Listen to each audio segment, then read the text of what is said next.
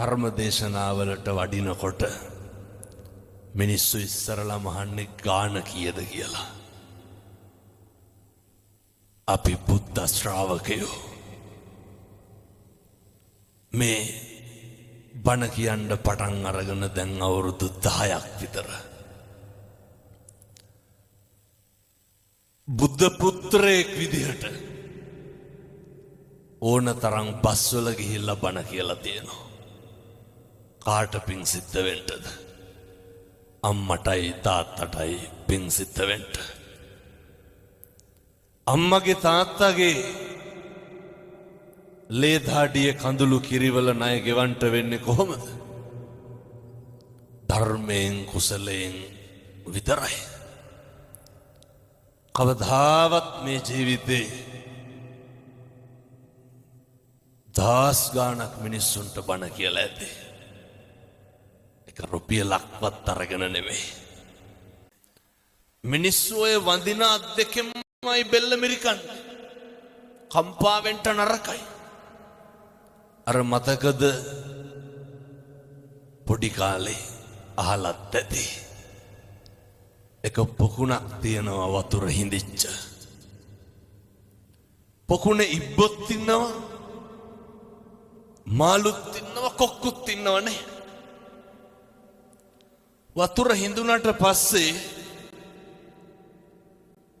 ඉබ්බෙක් ඇවිල්ලා කොක්කුන්ට මොකක්ද කියන්නේ? කොකෝ වතුර තියෙන තැනකට ගිහින් දාපන්. කොකා කියනවා ගිහින් දාන්නම්. ගමන ඉවර වෙනකන් කට අරින්න එපා. මේක හොඳ පණිවිඩයක්. කට වහගන්න තරමට ප්‍රශ්න අඩු නැද්ද? කවදා හරි හොඳ හාමුදුරු කෙනෙක් ගෙනල්ලා හොඳ බණක් අහන්න. එතකම් මම මේක පිළිපදින්න. කොක්කු දෙන්න කෝටුවක් අරගෙන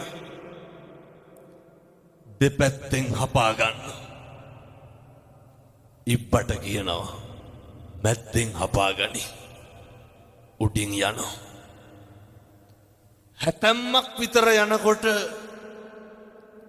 යට හිටපු මිනිස්සු වගේ ඉබ්බට ඔච්චම් කරනවා.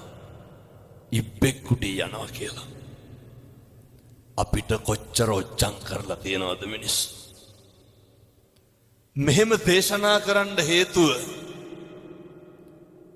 මිනිස්සු හරි කුහකයි. එහෙම නැනේ. මිනිස්සු හරි ඊර්ෂ්‍යයි.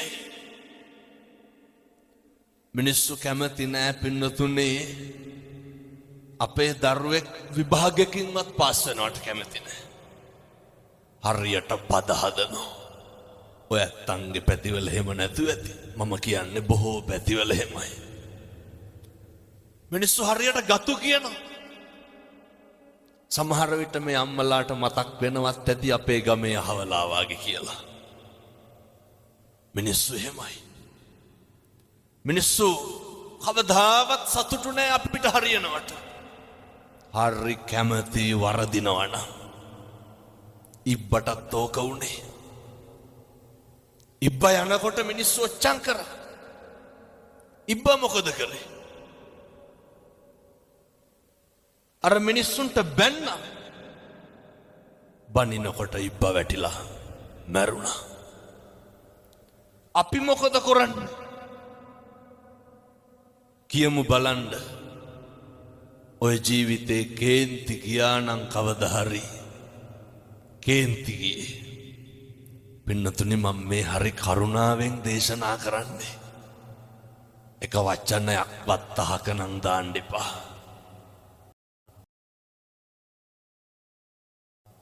එක වචනයක්වත් අපත යවන්න එපා.